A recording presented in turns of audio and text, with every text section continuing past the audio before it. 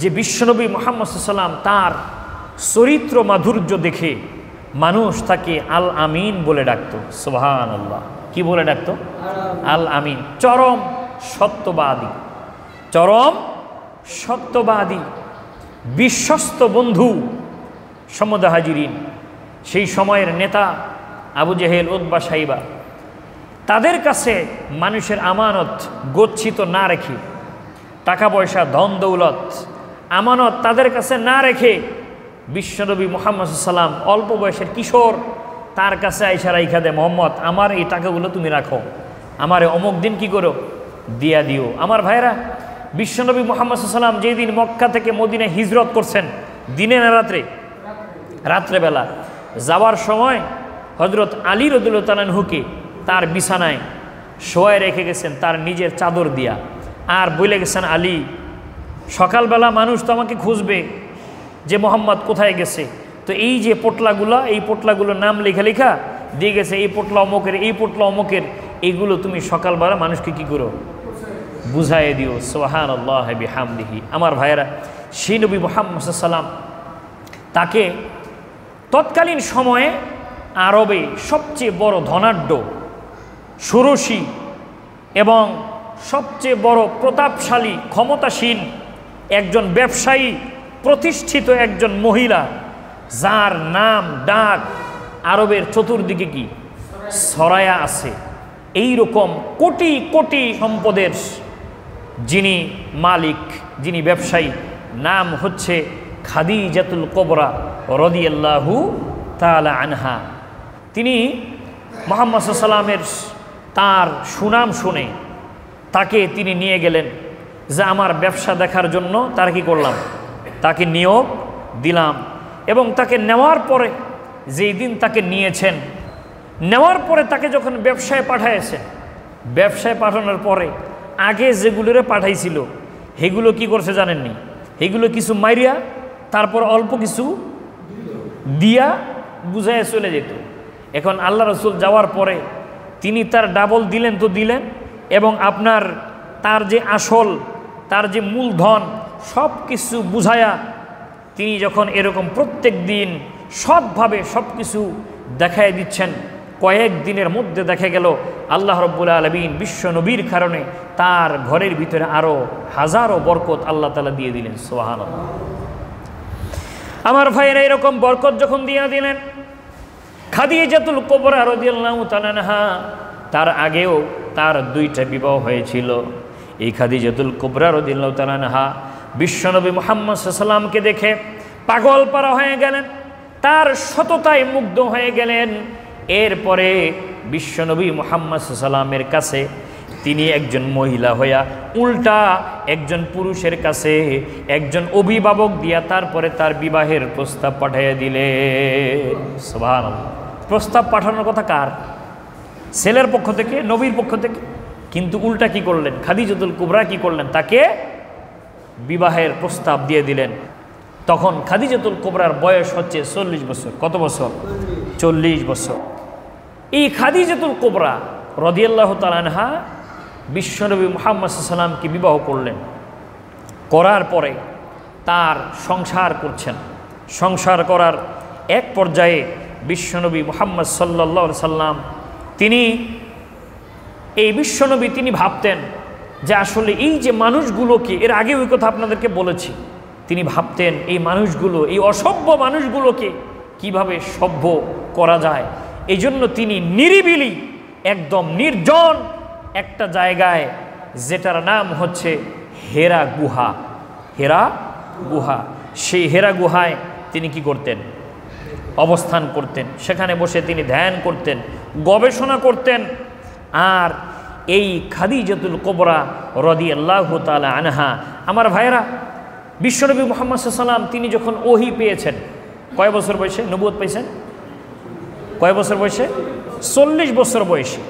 আচ্ছা, যখন তার বিবাহ হয়েছিল তখন খাদিজার বয়স ছিল 40, আর আল্লাহ রসুল তিনি আপনার নবুয়ত পেয়েছেন 40 বছর বয়সে। তাহলে এখানে 25 থেকে 40 কত? 15 বছর না?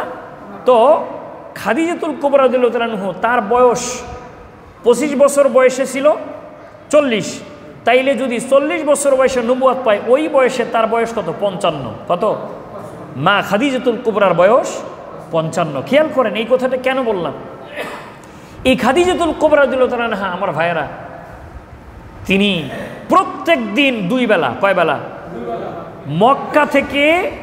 মক্কা থেকে হেরা পর্বত 5 থেকে 6 কিলোমিটার, 5 থেকে 6 কিলোমিটার। যারা গেছেন আপনারা বলতে পারবেন। এই মক্কা থেকে 6 কিলোমিটার পথ পাড়ি দিয়া মা খাদিজাতুল কুবরা দৈনিক 2 বার হেরা পর্বত 1000 ফিট উপরে, এখনো পর্যন্ত ব্যাপারী সাহেব আপনি গেছেন, উপরে উঠছিলেন না? আচ্ছা, 6000 ফিট বলা হয়, 6000 ফিট। তো এখন একজন সবল পুরুষ, আপনারা যারা উঠছেন, এখন কিন্তু সুন্দর সিঁড়ি দেওয়া আছে, সিঁড়ি দেওয়া আছে না? কিন্তু সেই সময় কি ছিল? কিছু ছিল না।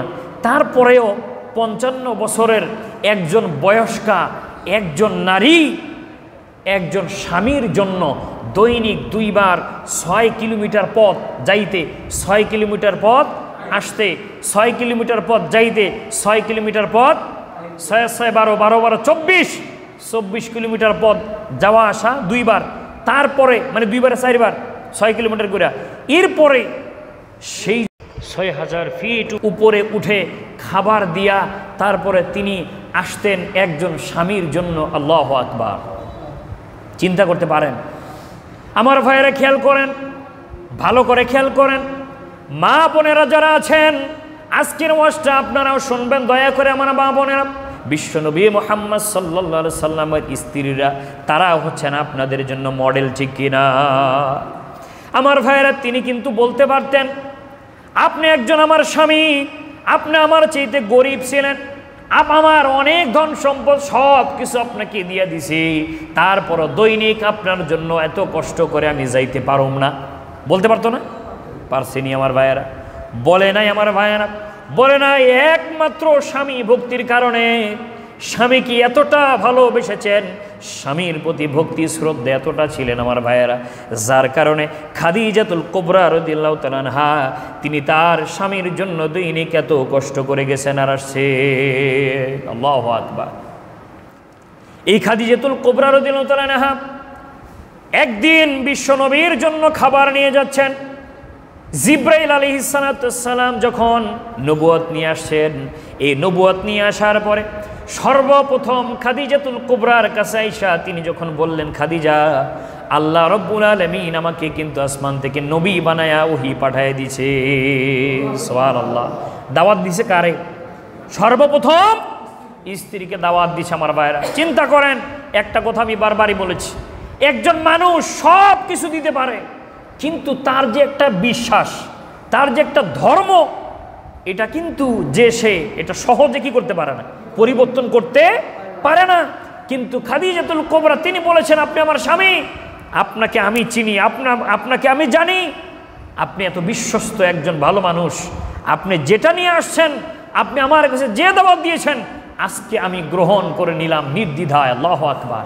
আমাকে কালেমা পড়াইয়া দেন। বিশ্বনবী মুহাম্মদ সাল্লাল্লাহু আলাইহি ওয়াসাল্লাম বললেন, হে খাদিজা, তুমি আজকে থেকে সিদ্দিকা, তুমি সত্যবাদী, আসমান থেকে যেই সত্য আমি নিয়ে এসেছি, সর্বপ্রথম এই সত্য তুমি গ্রহণ করেছ, তুমি হচ্ছ সিদ্দিকা। আল্লাহু আকবার! আমার ভাইরা, তারপরে জিবরাইল আলাইহিস সালাম বিশ্বনবীকে বললেন, নবী, হ্যাঁ, আমি আর আপনার সামনে থাকবো না, আমি দেখতেছি আপনার জন্য খাদিজা কষ্ট করে করে খাবার নিয়ে আপনার সামনে আসতেছে। তবে নবী হে, যাওয়ার সময় একটা কথা বলে দে, আপনি খাদিজা আসলে বলবেন আমি জিবরাইলের পক্ষ থেকে তাকে আমি সালাম দিয়েছি। শুধু জিবরাইলের পক্ষ থেকে নয়, আরো একটা থেকে ঘোষণা দিয়ে দিবেন, মহান আল্লাহ রব্বুল আলামিন আরশ আজিম থেকে তার জন্য আল্লাহ নিজে তাকে সালাম দিয়েছে। আল্লাহু আকবার! একজন নারী, একজন মহিলা আসমান থেকে, আরশ থেকে আল্লাহ যাকে সালাম দেয়, তার জীবনটা কেমন হতে পারে? আল্লাহু আকবার! আরো একটা কথা বলে গেলেন নবী, হ্যাঁ, আপনার স্ত্রী খাদিজাতুল কুবরাকে আসলে বলবেন, আল্লাহ রব্বুল আলামিন তার জন্য মুক্তা খচিত একটা প্রাসাদ, কোলাহল মুক্ত, একেবারে কোনো নির্জন, একেবারে কোনো কোলাহল নাই, কোনো কথাবার্তা নাই, চিল্লা ফাল্লা নাই, এইরকম নির্জন, তারকা খচিত এবং মুক্তা দিয়া সুন্দর করে একটা প্রাসাদ আল্লাহ রব্বুল আলামিন খাদিজার জন্য আল্লাহ রব্বুল আলামিন জান্নাতে বানায় রেখেছে।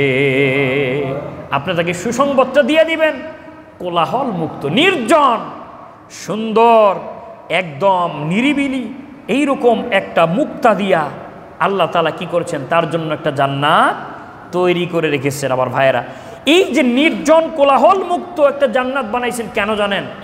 আমার ভাইয়েরা, বিশ্বনবী মুহাম্মদুর রাসূলুল্লাহ সাল্লাল্লাহু আলাইহি ওয়াসাল্লাম তিনি যখন দুনিয়ার সমস্ত কাজকর্ম করে মানুষদেরকে দিনের দাওয়াত দিয়া তারপরে সমস্ত কাজকর্ম সব কিছু করে একেবারে ক্লান্ত শান্ত হইয়া তারপরে যখন তিনি ঘরে আসতেন, এই খাদিজাতুল কুবরা রাদিয়াল্লাহু তাআলা আনহা তিনি বিশ্বনবী আসলে ঘরটাকে একেবারে নির্জন নিরিবিলি, ছেলে মেয়ে যারা ছিল তাদেরকে খাবার দাবার খাওয়ায়া তাদেরকে একটা পাশে দূরে রেখে দিতেন, বিশ্বনবী যেন ঘরে এসে তিনি যেন আরাম করতে পারেন নিরিবিলি। এই জন্য তার স্বামী মুহাম্মদ সাল্লাল্লাহু আলাইহি ওয়াসাল্লামের জন্য ঘরটাকে এইরকম নিরিবিলি শান্তিদায়ক তিনি বানায় রাখতেন। আল্লাহু আকবার। এত সুন্দর নিরিবিলি নির্জন যে এত কষ্ট করে বাইরে থেকে আসবে, তিনি যেন ঘরে এসে আরাম করতে পারে, তিনি যেন মন খারাপ না করে, তার যেন ঘুমের ব্যাঘাত না হয়, তার আরাম করতে যেন ব্যাঘাত সৃষ্টি না হয়। আমার ভাইয়েরা, সেই সময় ঘরে ঘরে 2টা করে তো এসি ছিল নাকি? এসি ছিল আমার ভাইয়েরা। তারপরে বিশ্বনবীকে শরীরের ঘাম মুছে দিয়া তারপরে থেকে বাতাস করে করে বিশ্বনবী যে জিনিসগুলো পছন্দ করতেন সেই খাবারগুলো আগে থেকে রেডি করে তারপরে বিশ্বনবী মুহাম্মদ সাল্লাল্লাহু আলাইহি ওয়াসাল্লামের সামনে দিয়ে দিতে। আল্লাহু আকবার। আমার ভাইয়ের, এই জন্য ঘর, স্ত্রী, এই যে পরিবার, এটা হচ্ছে আল্লাহ রাব্বুল আলামিনের পক্ষ থেকে এটা হচ্ছে আরামদায়ক একটা জায়গা, শান্তির জায়গা। কিসের জায়গা? শান্তির জায়গা। আমার কথা না আমার ভাইয়েরা, কোরআন আমার সামনে, কোরআন থেকে বলছে আসুন। এই যে নারী জাতিকে আল্লাহ রাব্বুল আলামিন তৈরি করলেন আরামের জন্য, শান্তির জন্য আল্লাহ রাব্বুল আলামিন তৈরি করলেন। আদম আলাইহিস সালাতু সালামকে আমার ভাইয়েরা ফেরেশতারা সেজদা দিছিল নি? সেজদা দিছিল না? এই যে একটা অনুষ্ঠান হয়েছিল, খেয়াল করেন আমার ভাইয়েরা, আদম আলাইহিস সালামকে কি করেছিল? সেজদা করেছিল। এই যে অনুষ্ঠান, সেজদার অনুষ্ঠানটা শেষ হলো, হওয়ার পরে আল্লাহ রাব্বুল আলামিন আদম আলাইহিস সালামকে বললেন যে তুমি এবার কি করো, জান্নাতে থাকো, আরাম করো। এখন আদম আলাইহিস সালাম একা একা, ভাল লাগে না, তার কাছে উদাস উদাস ভাব যে একা একা কোনো কিছু, একা মানেই তো বোকা একটা কথা আছে না, সব কিছু চারদিকে কোনো মানুষ নাই, কোনো কিচ্ছু নাই, তার কাছে ভাল লাগতেছে। আল্লাহ রাব্বুল আলামিন এটা অনুভব করার পরে তার বাম পাজর থেকে হাড্ডি দিয়া তারপরে হাওয়া আলাইহিস সালাতু সালামকে আল্লাহ তাআলা কি করলেন? তৈরি করলেন, সৃষ্টি করলেন। আমার ভাইয়েরা, তাহলে এখানে একটা জিনিস খেয়াল করেন, মহিলারা কিন্তু স্ত্রী মানে স্বামীর কাছ থেকে কিন্তু ধার করা, স্ত্রীরা স্বামীর কাছ থেকে কি করা? ধার করো না? আদম আলাইহিস সালাতু সালামকে আল্লাহ তাআলা মাটি পানি দিয়ে তৈরি করছেন, কিন্তু মা হাওয়াকে কিন্তু মাটি দিয়ে সরাসরি কি করেন নাই? তৈরি করেন নাই। আদম আলাইহিস সালামের পাজর দিয়ে তারপরে কি করেছেন? তার থেকে। আমার ভাইয়েরা, কোরআন সেই কথাও বলছে সূরাতুন নিসার ভিতরে প্রথম নম্বরে আল্লাহ রাব্বুল আলামিন জানাই দিয়েছেন, আল্লাহ রাব্বুল আলামিন বলেছেন, ইয়া আইয়ুহান নাসু তাকু রাব্বাকুমুল্লাযী খালাকাকুম মিন নাফসিন ওয়াহিদাতিন ওয়া খালাকা মিনহা যাওজাহা ওয়া বাথা মিনহুমা রিজালান কাসীরা ওয়া নিসা। ইয়া আইয়ুহান নাস, হে মানুষ, ইত্তাকু রাব্বাকুম, তোমার রবকে তুমি ভয় করো। আল্লাযী খালাকাকুম মিন নাফসি ওয়াহিদা, যে রব তোমাদেরকে প্রথম একটা নফস থেকে, একটা জীবন থেকে তারপরে তোমাদেরকে তৈরি করেছে। জীবন ছিল কয়টা? আদম আলাইহিস সালামের জীবন, তারপরে মা হাওয়াকে তৈরি করেছেন। আমার ভাইয়েরা দেখেন, সে আদম আলাইহিস সালাম যখন মা হাওয়াকে তৈরি করলেন, আদম আলাইহিস সালাম দেখে পাগল পারা হয়ে গেলেন, তাকে ধরবেন। আল্লাহ রাব্বুল আলামিন বললেন, আদম, ধরার কোনো ছোঁয়ার মতো কোনো অনুমতি এখনো নাই। আল্লাহ রাব্বুল আলামিনের কাছে বললেন, আল্লাহ, কিভাবে ধরা যাবে, ছোঁয়া যাবে, সেই ব্যবস্থা আপনি একটু করে দেন। বললেন আগে বিবাহ করতে হবে, তারপরে তার কাছে যাইতে হবে। আগে কি? আগে বিবাহ। আর বিবাহের আগে গেলে সেটা কি? সেটা হারাম, সেটা জেনা করে দিয়েছেন কে? আল্লাহ রাব্বুল আলামিন। সেই যে আদম আলাইহিস সালাতু সালামের অশান্তি, আদম আলাইহিস সালাতু সালামের একাকিত্ব, নির্জনতা দূর করার জন্য, শান্তির জন্য হাওয়া আলাইহিস সালাতু সালামকে আল্লাহ তাআলা কি করলেন? তৈরি করলেন। আল্লাহ রাব্বুল আলামিন সূরাতুর রুমের ভিতরে একই কথা বলেছেন, ওয়া মিন আয়াতিহি আন খালাকা লাকুম মিন আনফুসিকুম আজওয়াজা লিতাসকুনু ইলাইহা ওয়া জাআলা বাইনাকুম মাওয়াদ্দাতাও ওয়া রাহমা। কার কথা? সূরাতুর রুম 21 নম্বর আয়াত। আল্লাহ রাব্বুল আলামিন জানিয়ে দিচ্ছেন, তোমাদের মাঝখান থেকে তোমাদের স্ত্রীদেরকে আমি তোমাদের পাঁজর থেকে তৈরি করলাম। কেন করলাম? যাতে করে তাদের কাছ থেকে তুমি প্রশান্তি, শান্তি তুমি নিতে পারো। কি নিতে পারো? শান্তি নিতে পারো।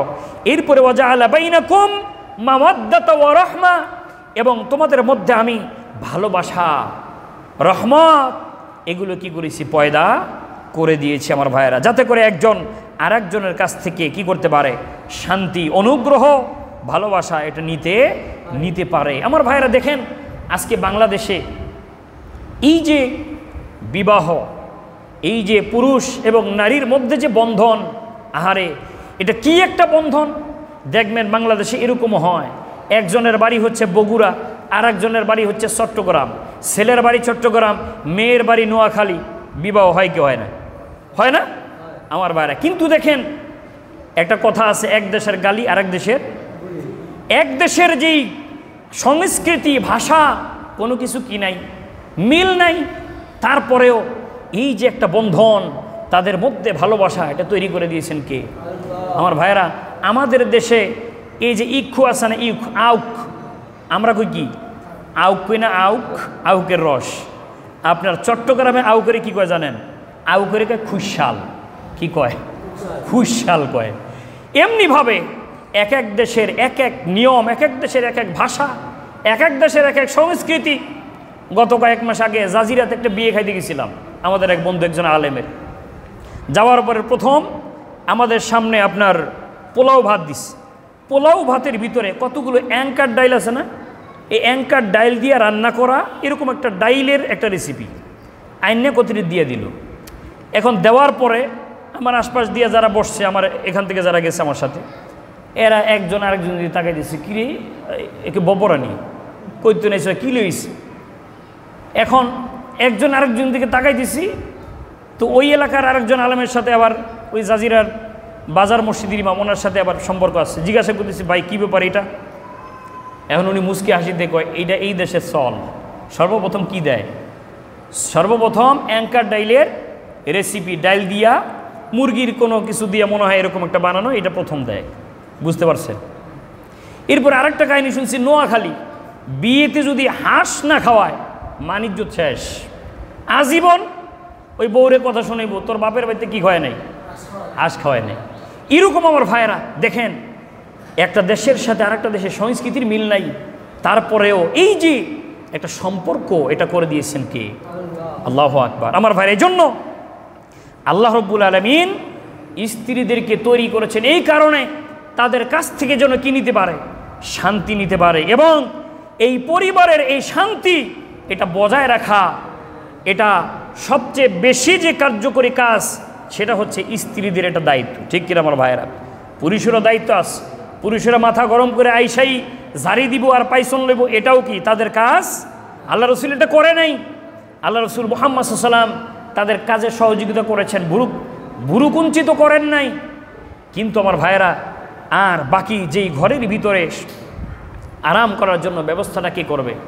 স্ত্রী করবে। আমার ভাইয়েরা, এরকম অনেক স্ত্রী আছে বাইরে থেকে শত কাজকর্ম করে আইসা, যখন ঘরের ভিতরে আইসা কোনো কিছু কথা বলে, কথার আগেই ফুস। ওই যে মাঝে মধ্যে আমি বলি অনেক জায়গায় ওয়াজে, যে কিছু কিছু ঘরে থাকে বিবি সাপ, আবার কিছু কিছু ঘরে থাকে জাতি সাপ। কিছু কম জানে আগেই কি? আগেই ফোস। এরকম আছে না নাই? আমনকে এই এলাকায় না, অন্য এলাকায় এরকম আছে আমার ভাইয়েরা। এই জন্য আমার ভাইয়েরা দেখেন, খাদিজাতুল কুবরা রাদিয়াল্লাহু তাআলা আনহা তার কাছে বিশ্ব নবী ঘরের ভিতরে যখন আসতেন আরাম করার জন্য সমস্ত ব্যবস্থা করতেন। এরপর আমার ভাইরা আপনারা জানেন খাদিজাতুল কুবরা রাদিয়াল্লাহু তাআলা আনহা সর্বপ্রথম বিশ্ব নবীর কাছে যখন ওহী এসেছিল, জিব্রাইল আলাইহিস সালাতু সালাম যখন সশরীরে এসেছিল, বিশ্ব নবী মুহাম্মদ সাল্লাল্লাহু আলাইহি ওয়াসাল্লাম তাকে দেখে কিন্তু ভয় পেয়েছিল, ঠিক কিনা? আয়েশা এরকম দেহ, বিশাল দেহ, হজরতে জিব্রাইল এসেছিল, আল্লাহ রাসূল ভয় পেয়ে চলে এসছেন।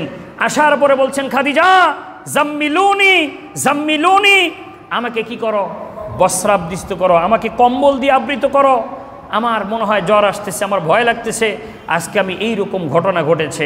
আমার ভাইরা খাদিজাতুল কুবরা রাদিয়াল্লাহু তাআলা আনহা তিনি সেই দিন কি বলেছিলেন জানেন?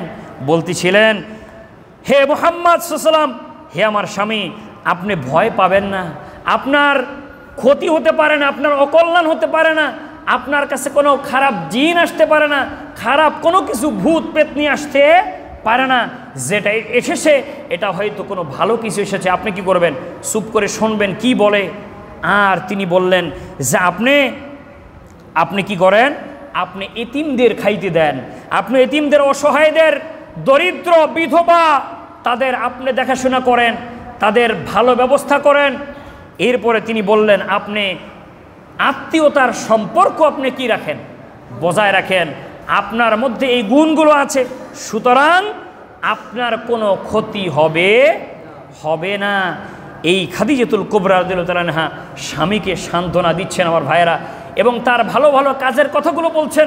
বুখারী শরীফের হাদিস বলতেছি, বিশ্বনবী মুহাম্মদ সাল্লাল্লাহু আলাইহি ওয়াসাল্লাম বলেছেন, যেই ব্যক্তি তার রিজিকের প্রশস্ততা চায়, যেই ব্যক্তি চায় তার রিজিক বাড়ুক, তার ভালো চাকরি হোক, তার ভালো একটা ইনকাম হোক, এইরকম যেই ব্যক্তি চাইবে, সেই ব্যক্তি যেন তার আত্মীয়তার সম্পর্কটা বজায় রাখে, এবং তার হায়াতে লম্বা হোক, হায়াত বড় হোক, এটা যেই ব্যক্তি চায় সে যেন তার আত্মীয়তার সম্পর্ক বজায় রাখে। আমার ভাইরা আরও একটা হাদিস বলতেছে, আজকে শুনে রাখেন মুসলমান, আরেকটা হাদিস বলতেছে আমার ভাইরা, বুখারী শরীফের হাদিস।